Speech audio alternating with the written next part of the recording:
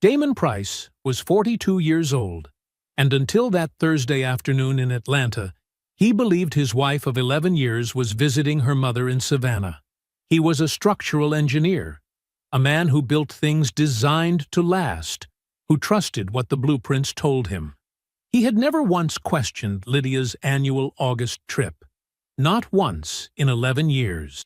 But something had shifted when she came home that summer. Small things, wrong things. The kind of hairline fractures that only an engineer notices.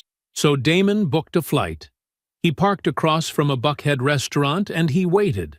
And then he watched his wife walk through that door in a dress he had never seen, laughing before she even reached the entrance, and greet another man the way you greet someone who knows every part of you. He sat in that car with his camera, and his silence, and 4 months of quiet suspicion that had just become something else entirely. What Lydia didn't know, what she couldn't have imagined, was that the man she had underestimated for 11 years had just started taking notes. And what he was about to uncover went far deeper than one man in one restaurant. What Damon did next would cost her everything she thought she'd already secured. Before we jump into the story, comment where in the world you are watching from and subscribe because tomorrow's story is one you need to hear. The numbers on the page blurred as Damon Price squinted at his calculations in the pre-dawn darkness.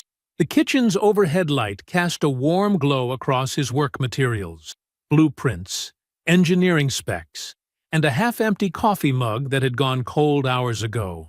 It was 5:47 a.m., and like every other morning, he was the first one awake.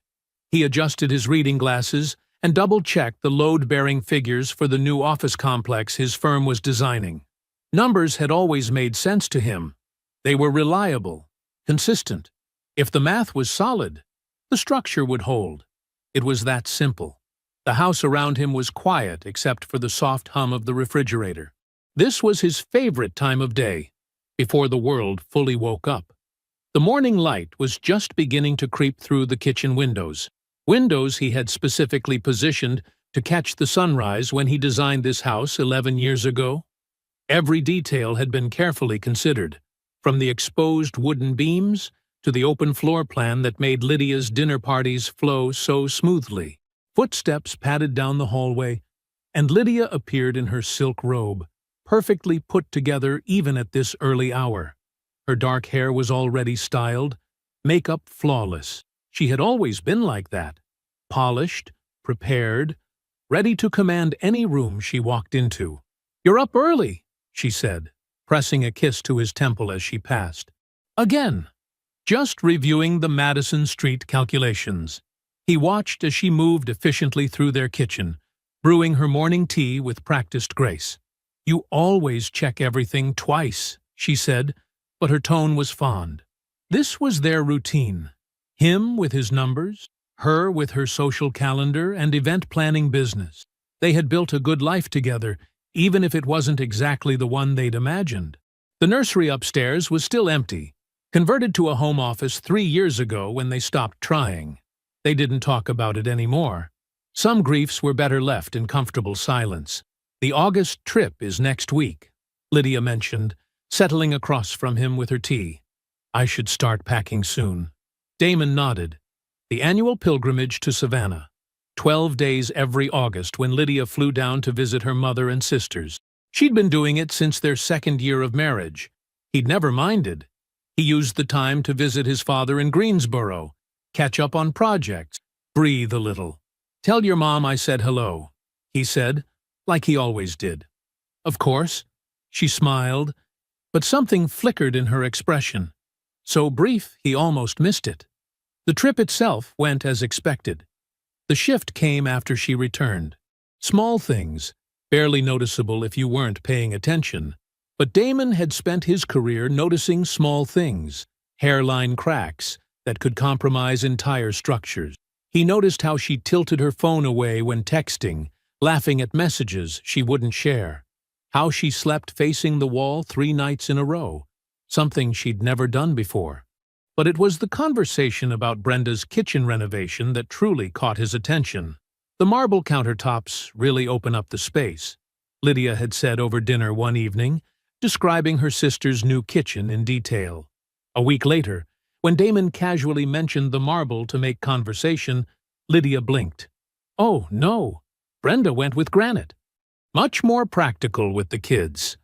He watched her recover smoothly, launching into a different story about her sister's family. But the discrepancy lodged in his mind like a mathematical error that wouldn't balance out.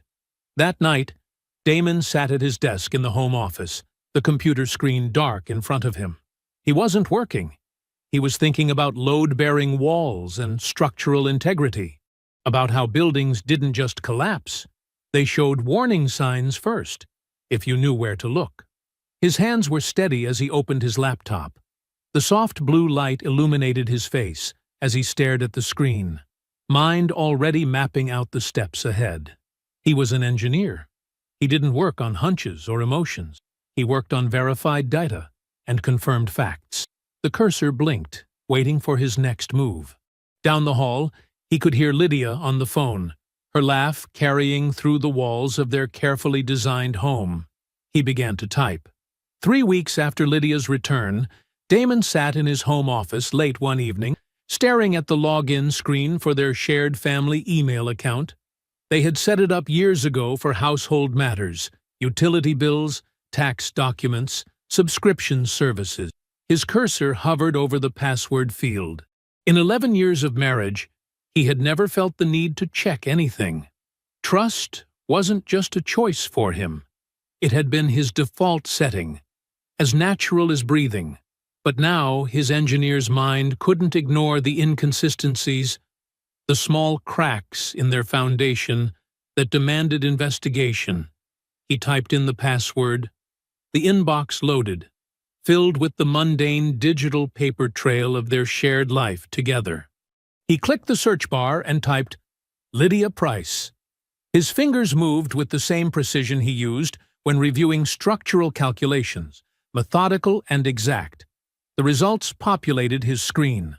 Among the expected confirmations for online purchases and newsletter subscriptions, one email stood out. A hotel booking confirmation from 3 weeks ago. He opened it. The Loews Hotel, Atlanta. Guest, Lydia Price. Duration, 5 nights. Dates, matching her supposed Savannah trip. Damon leaned back in his chair, letting the information settle. Not Savannah. Atlanta.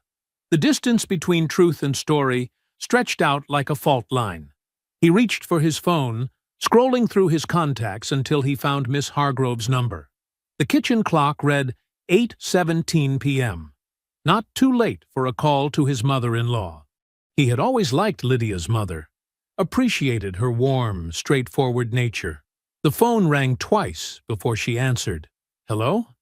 Miss Hargrove, it's Damon, he said, keeping his voice casual, friendly. Sorry to call so late. Never too late to hear from my favorite son-in-law, she replied with the easy affection he'd come to expect from her. I wanted to mail you a birthday card, he said, the pretense feeling heavy in his mouth.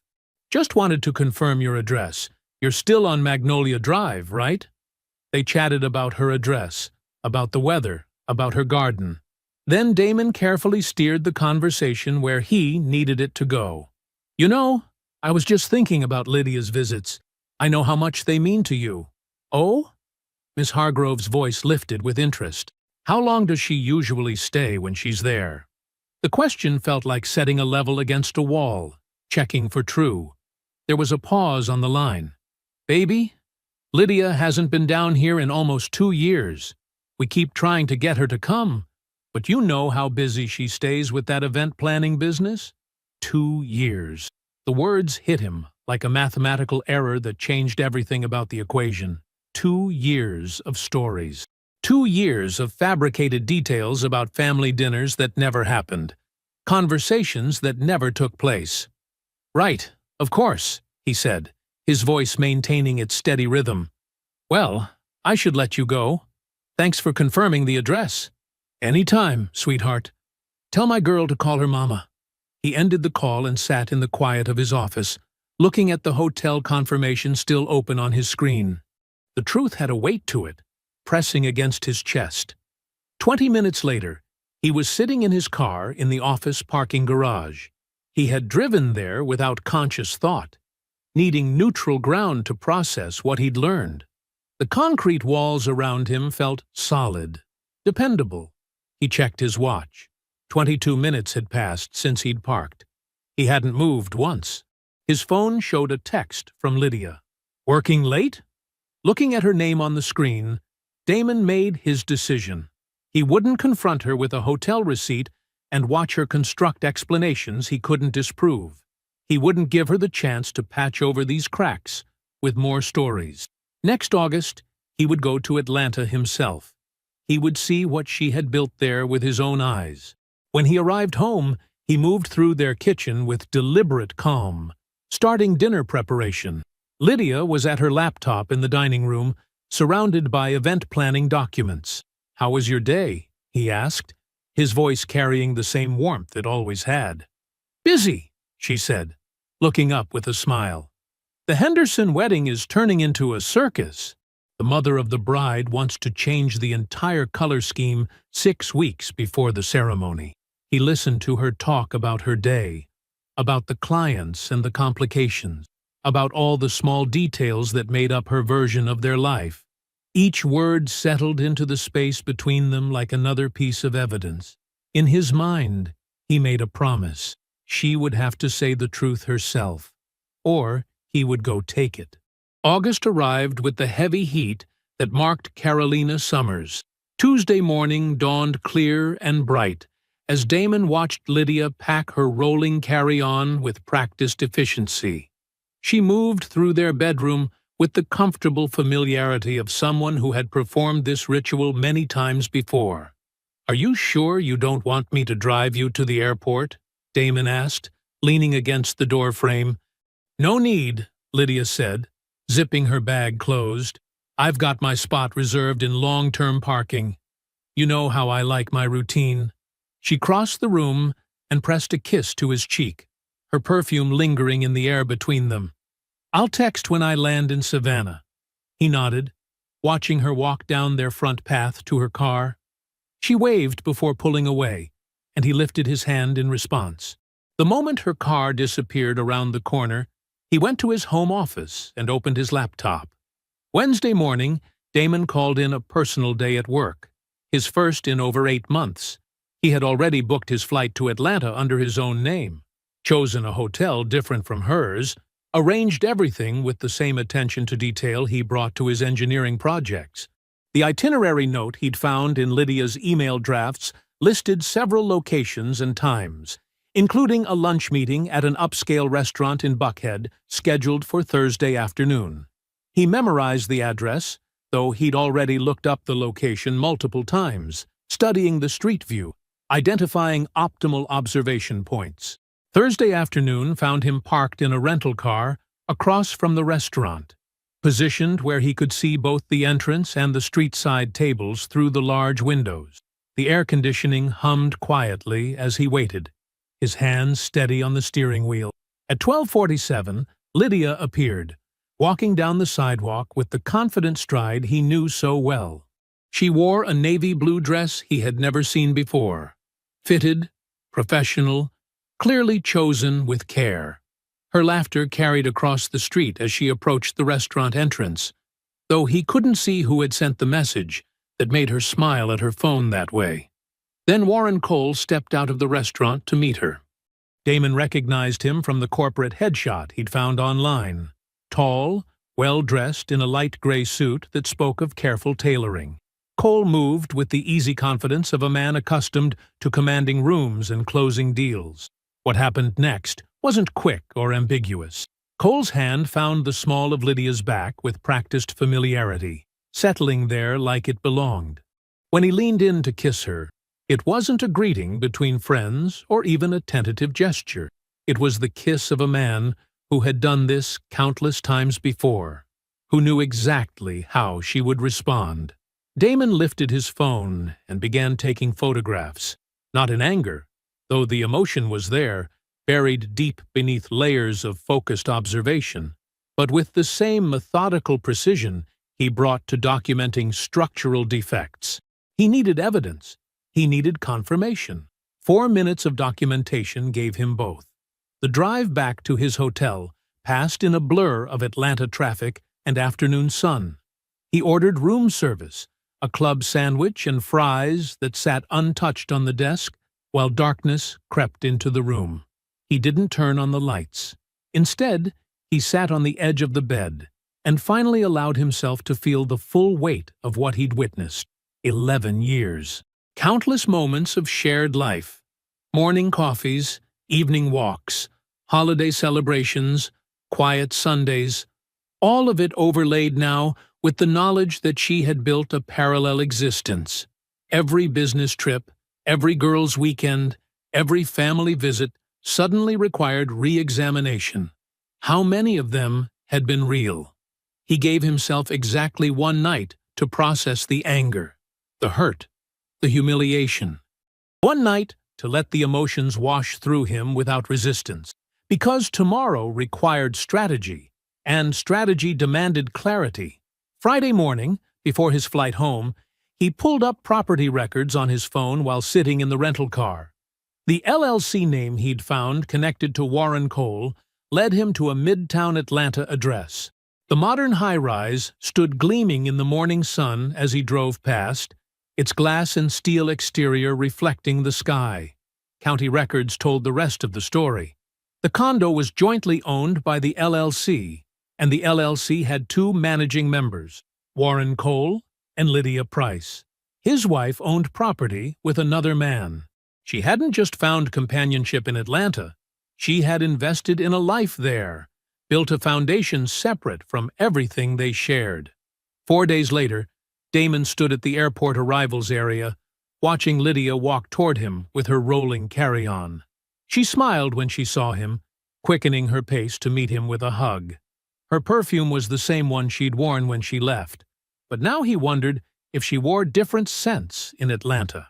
"Welcome home," he said, taking her bag and placing it in the trunk of their car. She chatted about her supposed visit to Savannah as they pulled away from the airport, and he responded in all the right places, with all the right words. She believed she was coming home to the man she'd left, the patient, trusting husband who fixed things and asked few questions. She was wrong. The next morning, Damon woke at 5:45 a.m., just as he always did. Sunlight hadn't yet reached their bedroom windows as he slipped quietly from beneath the covers, careful not to wake Lydia. In the kitchen, he went through his familiar routine, grinding coffee beans, measuring the grounds, filling the water reservoir. The coffee maker's gentle burble provided background noise as he leaned against the counter, staring at nothing in particular. When Lydia came downstairs at 7:15, her coffee was waiting in her favorite cream-colored mug, fixed exactly how she liked it. Splash of almond milk, no sugar. She smiled at him over the rim as she took her first sip. "You're the best," she said, and he wondered if she said similar things to Warren Cole over morning coffee in Atlanta. "Just keeping to routine," he replied, his voice steady and warm. The following week moved forward like any other. Damon attended his meetings, reviewed structural plans, answered emails, and maintained every pattern of their shared life with mechanical precision. Each calculated normal moment was a piece of scaffolding, supporting the structure he needed to build before making his first real move.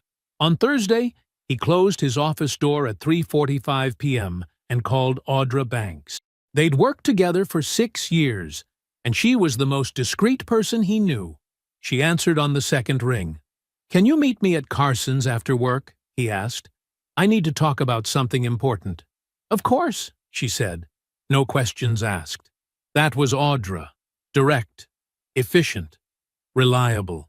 Carson's was a quiet bar 3 blocks from their office, the kind of place where happy hour meant actually being able to hear the person across from you.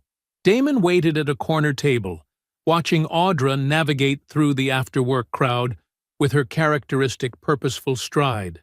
She sat down, ordered a club soda, and looked at him expectantly.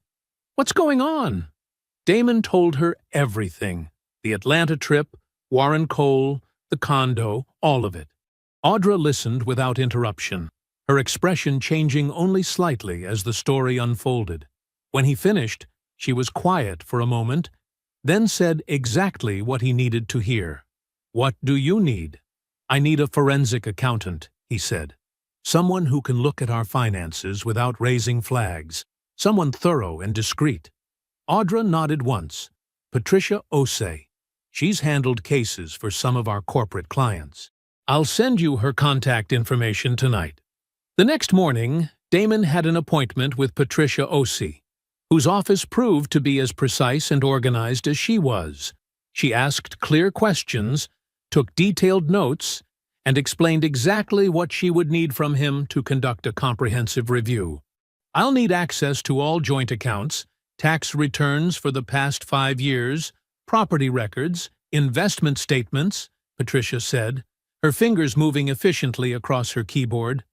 "The more complete the picture, the more likely we are to identify any concerning patterns."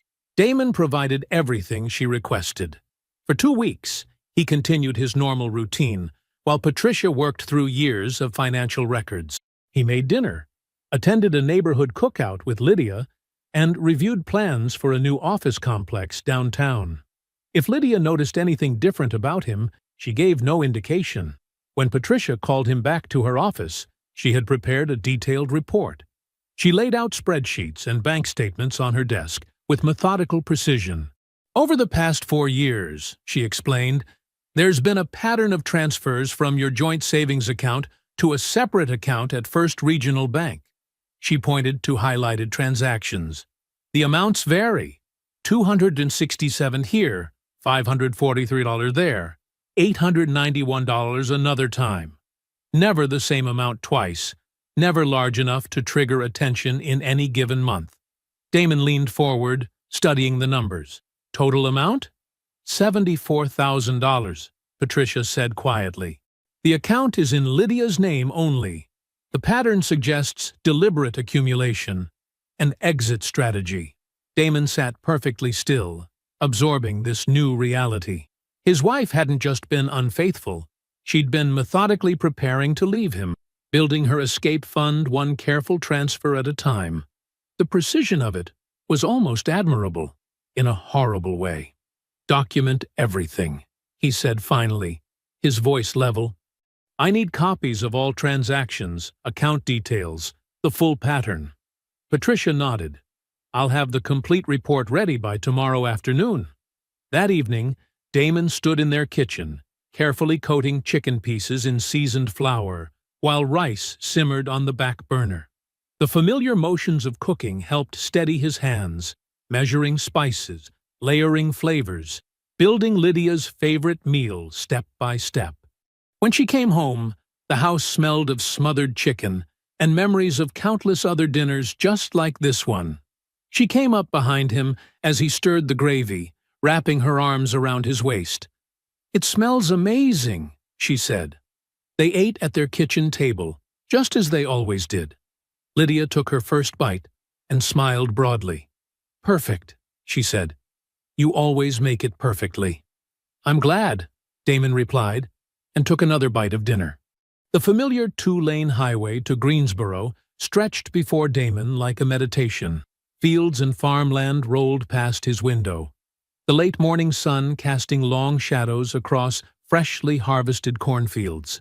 He'd driven this route to his father's house hundreds of times over the years, usually with Lydia beside him. Today, he drove alone. Jerome Price's house sat back from the road, a well-maintained ranch-style home with neat flower beds and a covered front porch, where the mail carrier had delivered letters for 3 decades before becoming the homeowner. As Damon pulled into the gravel driveway, he saw his father already on that porch, seated in his usual wooden rocker, as if he'd been waiting. "You're early," Jerome said as Damon climbed the porch steps. It wasn't a criticism, just an observation from a man who had spent 30 years memorizing the precise timing of everything. "Traffic was light," Damon replied, settling into the second rocker. They sat in comfortable silence for a moment, watching a cardinal flit between the bird feeders Jerome maintained with the same attention to detail he'd once given his postal route. "You didn't bring Lydia," Jerome finally said. Again, not a question, just marking the deviation from pattern. "No." Damon turned to face his father directly. "I need to tell you something, and I need you to just listen first." Jerome nodded once, folding his weathered hands in his lap. He had the patient stillness of a man who had walked miles through rain and heat, learning to read streets, houses, and the people who lived in them. Nothing rushed Jerome Price. Damon started with Atlanta, the hotel confirmation, the restaurant, Warren Cole. He described the condo property records, then moved to Patricia's findings about the $74,000 in diverted funds. Throughout it all, Jerome remained motionless, his expression unchanging except for a slight tightening around his eyes. When Damon finished, Jerome was quiet for a long moment. Then he asked simply, "What's your plan?" Damon outlined it: the legal preparation, the documentation, the timing. Jerome listened with the same careful attention he'd given the first part of the story. When Damon finished, his father's face had taken on a different kind of weight. "I need to tell you something," Jerome said slowly. "Something I should have told you 11 years ago." He shifted in his rocker, the wood creaking softly beneath him. "About 2 years before you and Lydia got married, she came to see me. Here, on this porch. You were at work." Damon felt something cold settle in his stomach. What did she want? "Information." Jerome's voice was carefully neutral. "She said she loved you, but she needed to know about money, not your salary. She knew that. She wanted to know about inheritance, specifically this land. The family land, 31 acres of Guilford County, that had been in the Price family since Jerome's father bought it in 1962. Land that had weathered economic ups and downs, development pressures, and multiple offers to sell.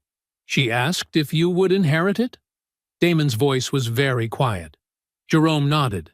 "She wanted to know its value, its status, whether it would come to you directly or through some other arrangement." He paused.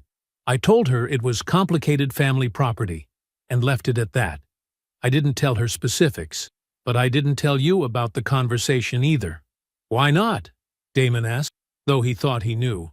"Because you were happy," Jerome said simply. "Because I told myself maybe I was reading too much into it. Maybe it was just a young woman being practical about her future." He shook his head slowly. "I've carried that decision for 11 years. They sat with that for a while, watching the cardinal return to the feeder. The land in question stretched out behind the house, not visible from the porch, but present in every conversation they'd ever had about family legacy. "That land's worth about $1.3 million now," Jerome said finally, "with the new development pushing this way, probably more in a few years." Damon absorbed this, not just the number, but what it meant about Lydia's long game. She hadn't just married him for stability. She'd assessed him like a financial prospectus before she ever said, "I love you." The sun was starting to set, painting the sky in shades of orange and purple. Jerome reached over and put his hand on Damon's shoulder, a gesture that contained 11 years of unspoken concern, current support, and shared understanding.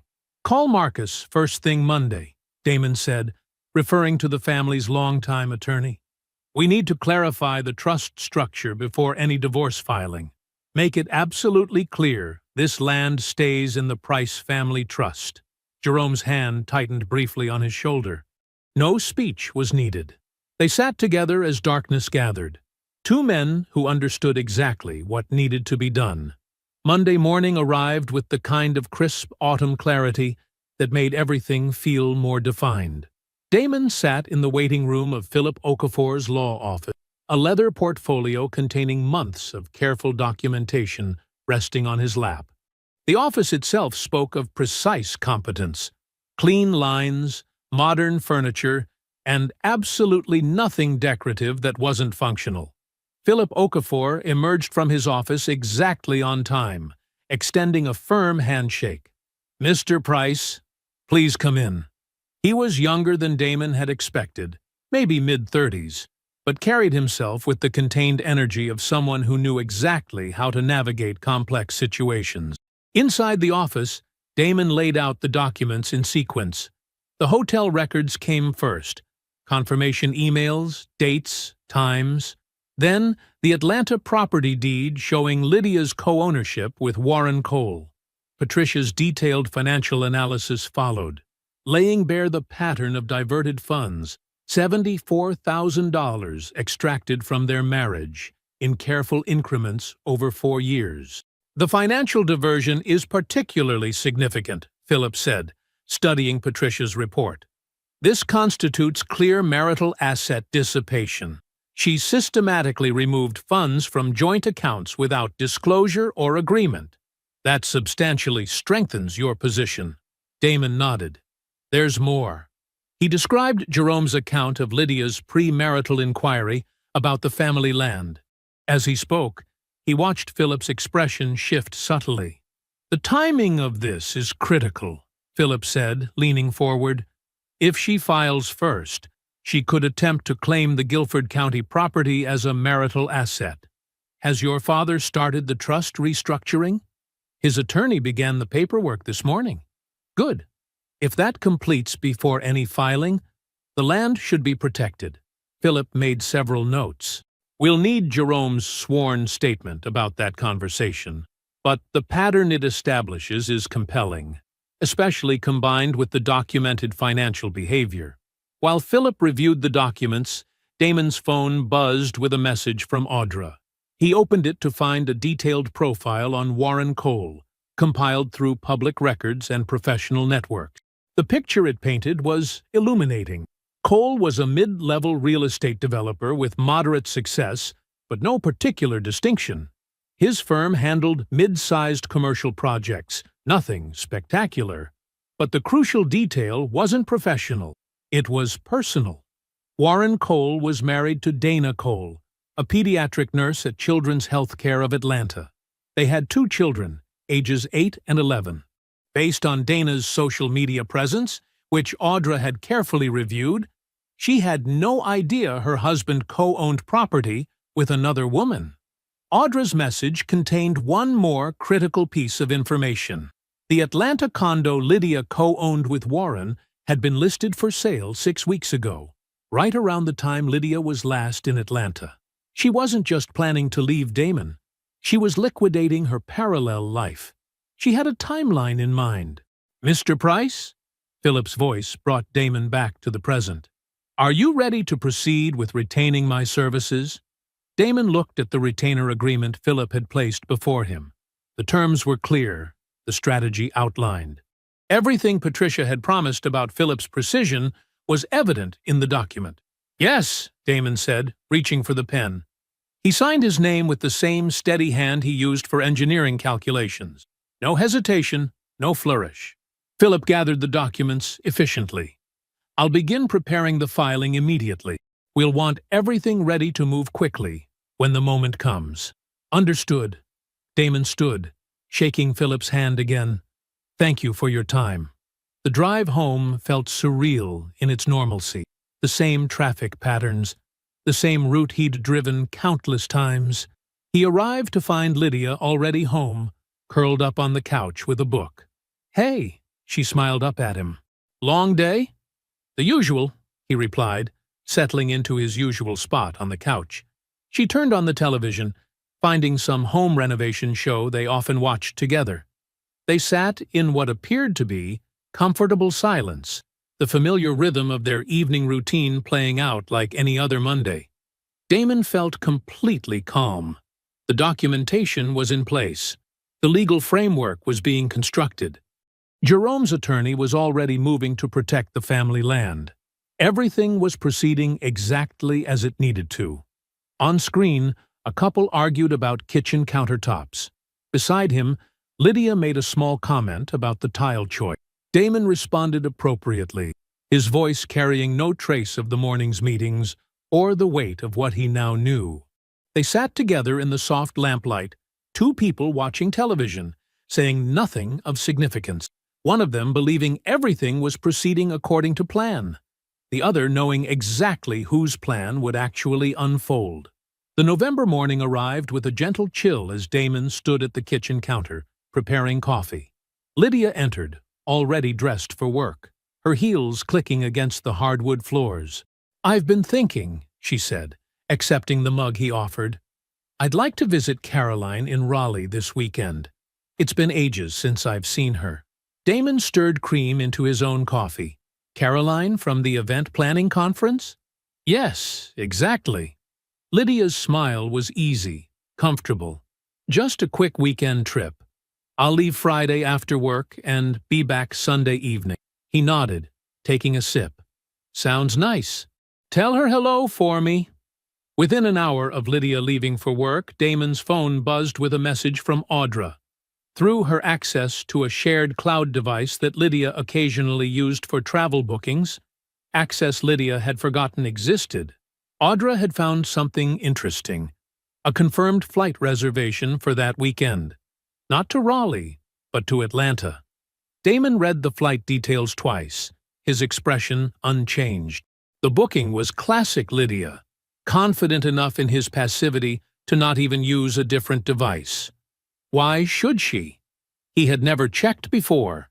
He went about his workday as usual, reviewing structural plans for a new office complex, attending 2 client meetings, and having lunch with a contractor.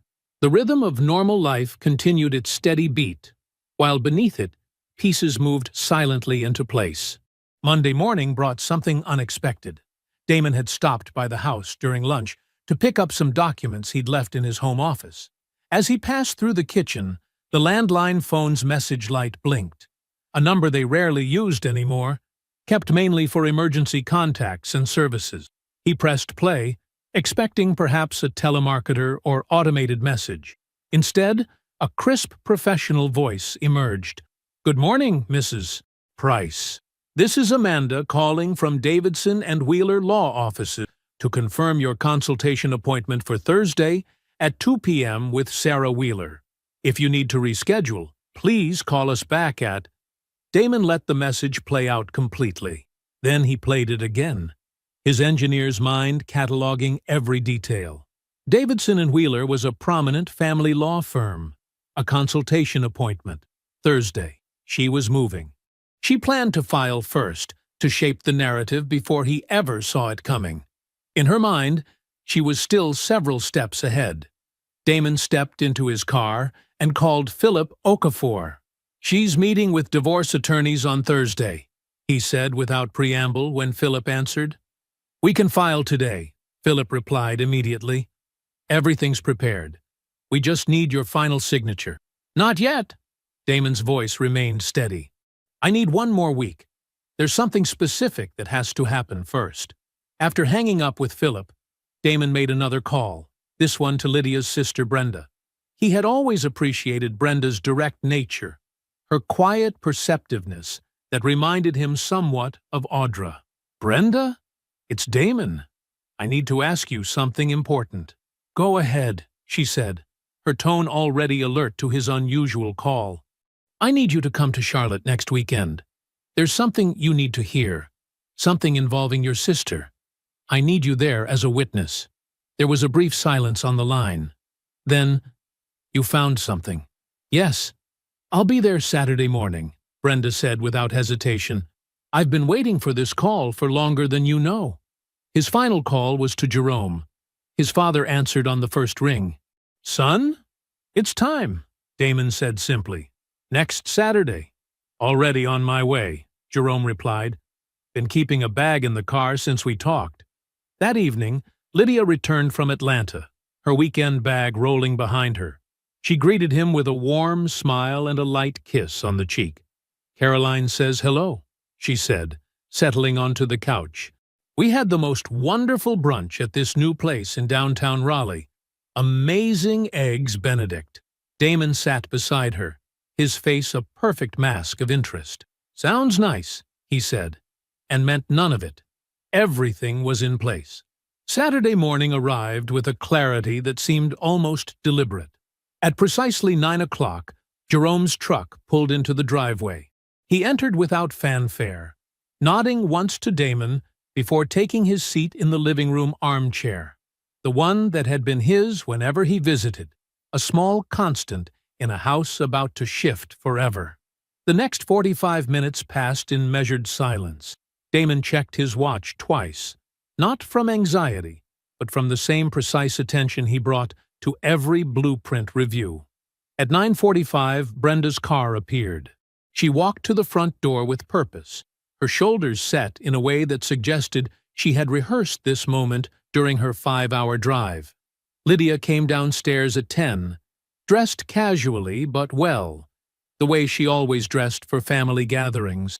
Her smile faltered slightly when she saw the arrangement. 3 people seated in the living room, no food visible, no celebration apparent, just waiting. "What's going on?" she asked, her social grace already calculating possibilities, adjusting her approach. "Sit down, please," Damon said quietly. His voice carried no anger, no tremor, just certainty. Lydia took the remaining chair, her eyes moving between the 3 faces. Jerome's steady gaze, Brenda's controlled tension, Damon's absolute calm. "I want to have a conversation with you," Damon began, maintaining the same measured tone. "I asked your sister and my father to be here because I think you'll want witnesses to confirm what I'm about to say is true, and I want witnesses to confirm what you say in response." He reached for a folder on the coffee table. Organized, labeled, everything in its place.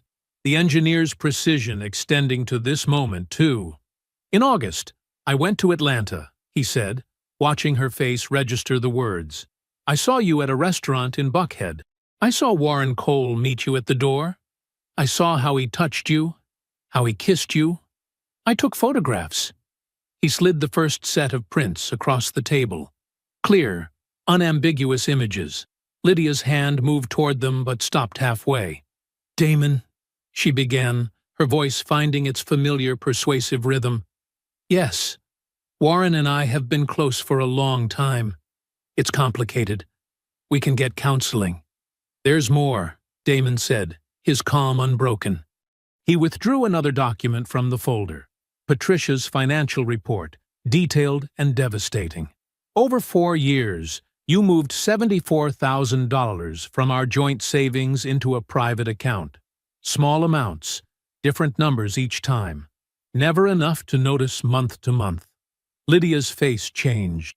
The practiced composure slipped just slightly, like a foundation developing its first crack. The condo deed came next, sliding across the coffee table's polished surface. "Your name, Warren's name, property purchased 18 months ago. $22,000 of the down payment came from that same diverted account. Our money, Lydia, our marriage's money, used to build your other life."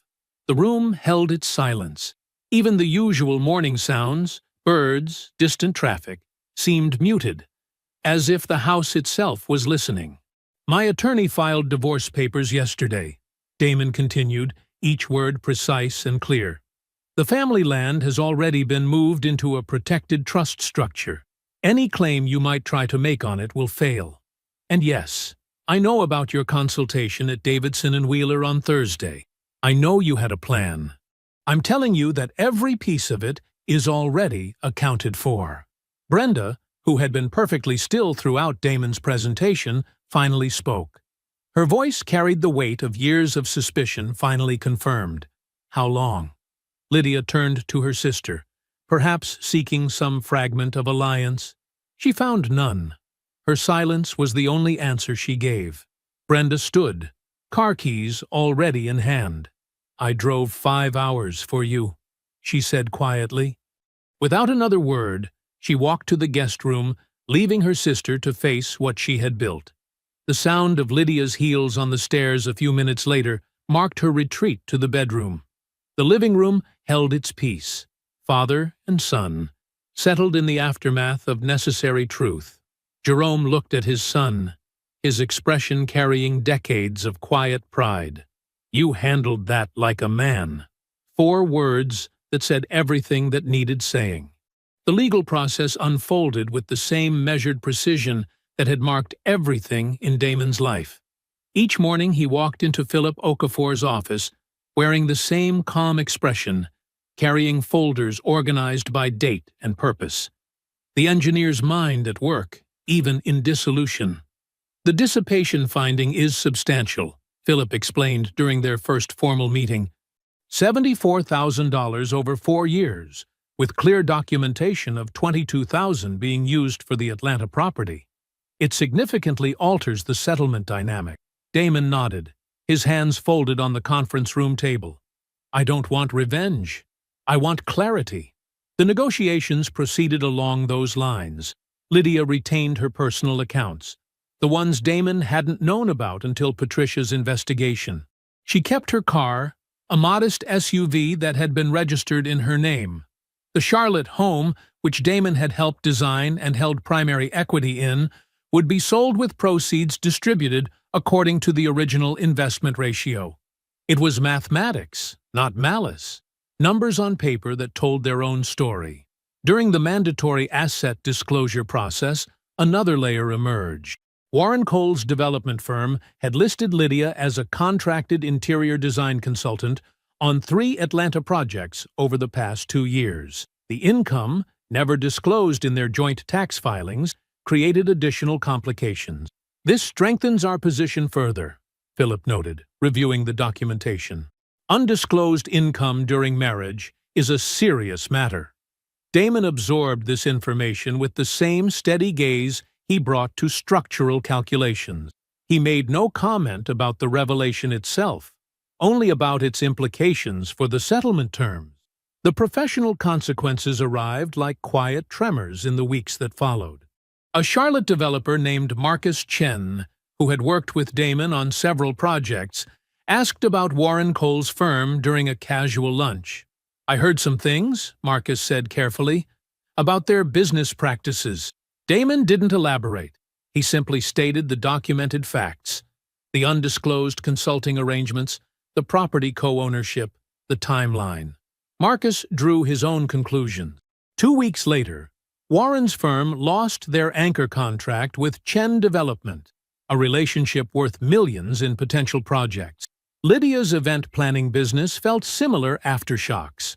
Charlotte's professional circles overlapped like Venn diagrams: real estate, corporate events, design. Word moved through these spaces like water finding its level. Within months of the divorce filing, her client roster had contracted significantly. She never accused Damon of sabotage because there was nothing to accuse. He had never spoken an untrue word about her. The truth had simply become known. Brenda's role in the aftermath was equally measured. She stayed in Charlotte for 2 days after the confrontation, but not in the family home.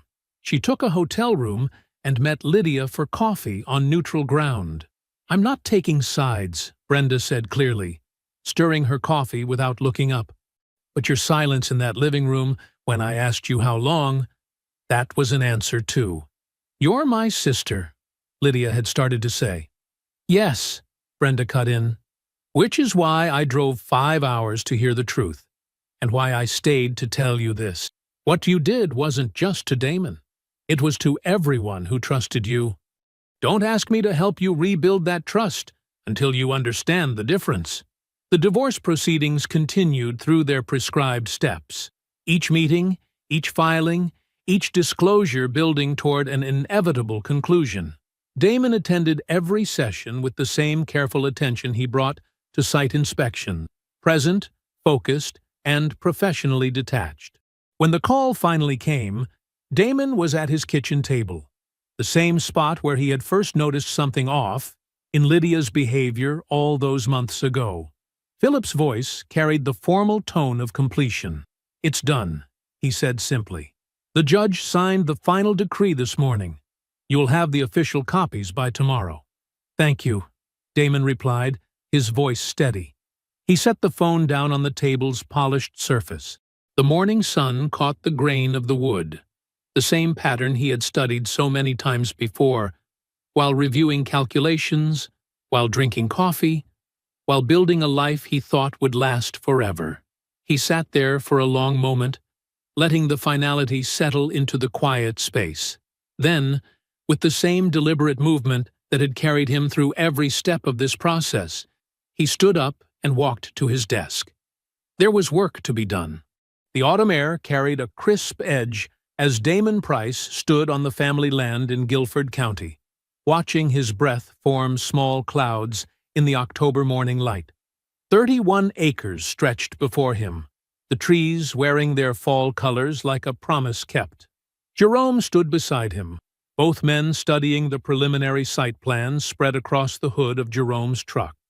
"The foundation work can start next month," Damon said, tracing the outline of 4 modest homes with his finger. "We're keeping the old oak trees intact, building around them instead of through them."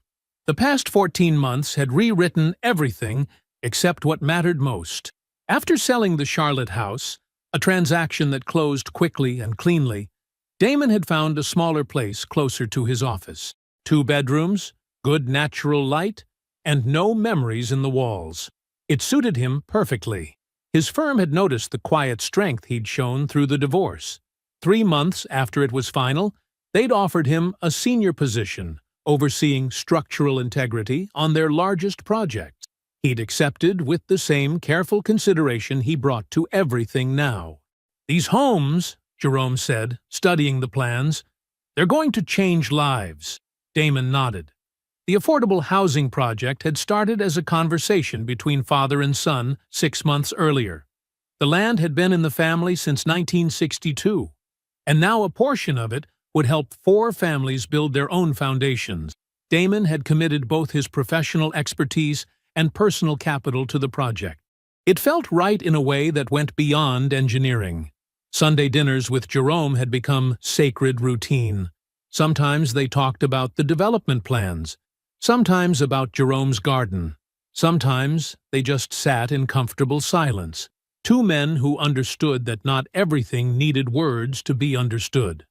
His friendship with Audra had deepened into something neither of them had to work at. She'd stop by his office with coffee, or he'd help her troubleshoot a difficult client proposal. And it all happened without effort or expectation. The kind of friendship that wore its comfort like an old jacket.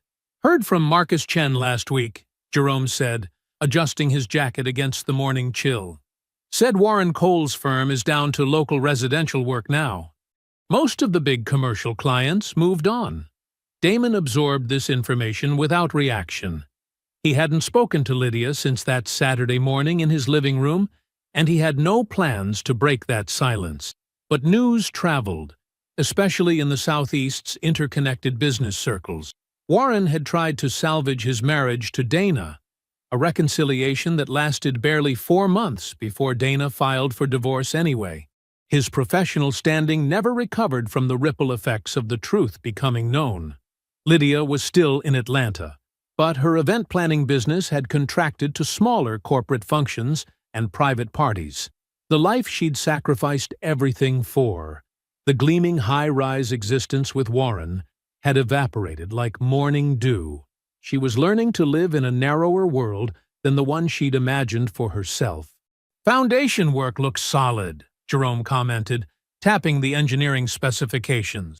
The morning sun caught the silver in his hair as he studied the documents with the same attention to detail he'd once brought to his postal route. Damon moved a stone with his foot, feeling the solid earth beneath it. This land had outlasted every storm, every season, every choice, just like the men who'd held it in trust. The 4 affordable homes would be built with the same care that had marked everything in his life now. Deliberate, precise, and aimed at something larger than himself. The preliminary site plan showed more than just building footprints and utility lines. It showed legacy reimagined. The Price family land would help other families build their own stories. It was, Damon realized, the most meaningful work he'd ever done. A red-tailed hawk circled overhead, riding the morning thermals. Jerome watched it for a moment, then turned to his son with quiet pride in his eyes. Your grandfather would have liked you, he said simply. Damon looked out over the land, the old trees that would shelter new homes, the soil that had held his family's footsteps for 60 years, the future taking shape in careful measurements and considered plans. I fixed it, he said. He meant the land. He meant his life. He meant himself. I hope you enjoyed that one. Be sure to like the video and subscribe so you don't miss the next story. I've picked out 2 more for you that I think you'll really like.